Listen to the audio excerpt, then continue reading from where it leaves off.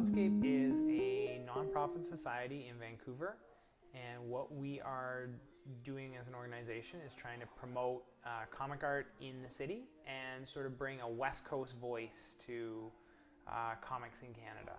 We started in 2007, and it really just started as a Facebook group and sort of evolved into what it is today. We used to meet at the Grind Cafe, and we didn't actually know what we were planning, and I sort of got the idea that we had enough people we could make a printed book happen. So we did our first print anthology, Robots, Pine Trees, and Broken Hearts, which did really well, and it was enough that it encouraged us to do a second book, which was Histrionics.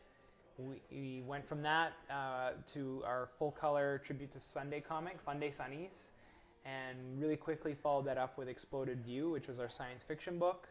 And since then, I've really fallen into an annual production schedule. How has Cloudscape helped you and your work as a comic artist? Cloudscape was really great for me because at the time, when I was creating comics, I had no idea that there were other people in the Lower Mainland making comics, especially, both amateur and professionally.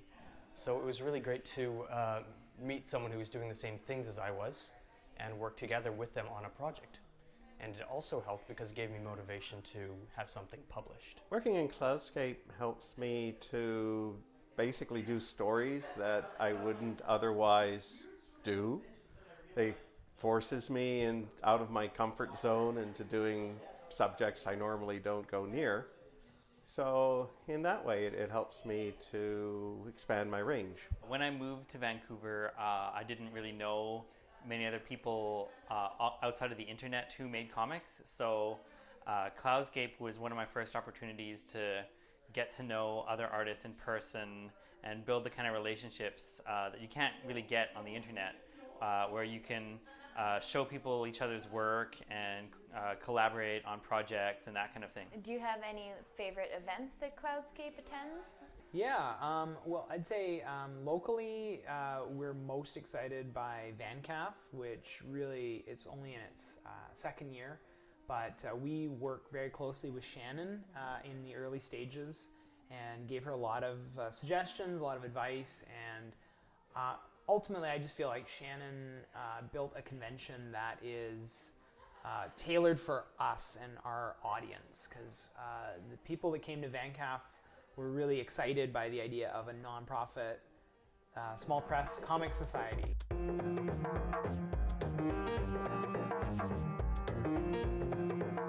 It's very difficult for an individual artist to finance and move 500 books, but we sold through, I think, 2 runs of this before it finally went out of print. So collectively, we were able to accomplish breaking into print. You just have a new space now, so what can you tell us about this new studio? Right now, the studio space has been really great for us for a lot of reasons. The number one reason being that we can move our meetings to this space.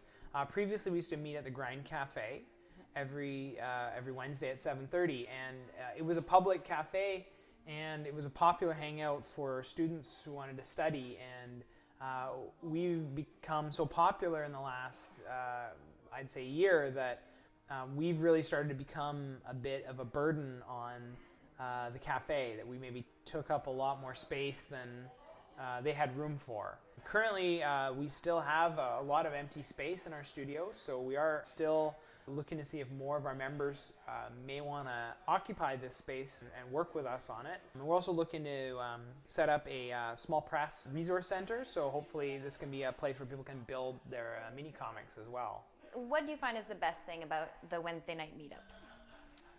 Oh man, I guess just the sharing of comic ideas.